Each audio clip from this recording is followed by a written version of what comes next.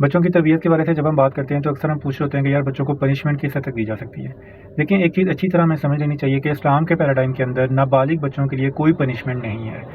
صرف ایک معاملے کے اندر جو کہ نماز کا ہے، جو کہ فرض اعظم ہے، وہاں پہ تھوڑی سی سختی کی گنجائش ہے، وہ بھی 7 سال کے بعد. لیکن نابالغ بچوں پہ اس کے علاوہ اور کسی ضمن میں کوئی سختی کی کوئی گنجائش اسلام میں نہیں ہے. لیکن یہ سوال ہم تب کرتے ہیں جب ہم بچوں کی سائیکالوجی کو نہیں سمجھ پا رہے ہوتے، جب ہم اپنی ویکنیسز اور اپنی خامیوں کو درست نہیں کر پا رہے ہوتے.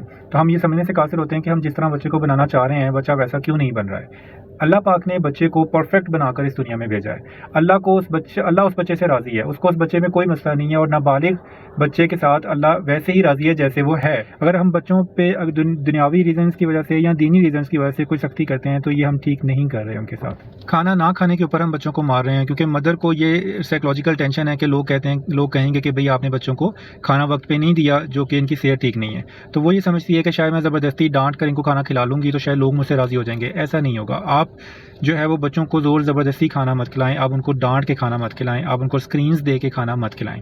جب بچوں پہ 7 سال سے پہلے نماز تک فرض نہیں کی گئی اور ہم 3 سال کے بچے کو اسکول بھیج کر یہ ایکسپیکٹ کرتے ہیں کہ اس کی ہینڈ رائٹنگ اگر غلط ہے تو اس کو اس پہ ڈانٹتے ہیں، تو یہ سراسر ظلم اور سراسر زیادتی ہے جو ہم کرتے ہیں. We need to revisit our thought process. دیکھیں ایک چیز تھمب رول کی طرح یاد رکھیں کہ فائدہ پہنچانے کے لیے بچوں کو کبھی سختی نہیں کی جائے گی. جسٹ فار انسٹانس آپ کے گھر میں دال پکی ہے اور بچہ نہیں کھا رہا تو آپ جو ہے وہ کہیں ٹھیک ہے بیٹا کوئی بات نہیں، بہت اچھی بات ہے، اگر آپ بھوکا رہنا چاہتے ہیں یہ تو انبیاء کی سنت ہے تو آپ جو ہے وہ بھوکے رہ لیجئے، لیکن اگر آپ کو بھوک لگے گی تو آپ دال ہی کھائیں گے.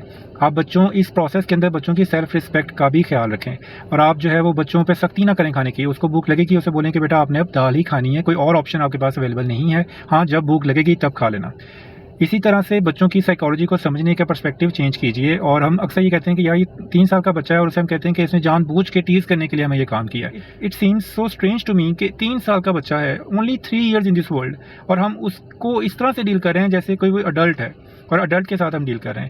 سو we need to reconsider our behaviour, we need to understand the kids psychology. اگر بچے میں کوئی خیر ہے تو وہ اللہ تعالیٰ کی طرف سے ہے، ہم نے اس کو جسٹ فیسیلیٹیٹ کیا ہے. اگر اس میں کوئی کمی یا خامی آ گئی ہے تو وہ ہمارے اپنے انٹرفیرنس کی وجہ سے اس میں آ گئی ہے. We need to understand our psychology, we need to understand kids psychology, and finally we have to plan the tarbiyah methodology which we should adopt while doing tarbiyah of our kids.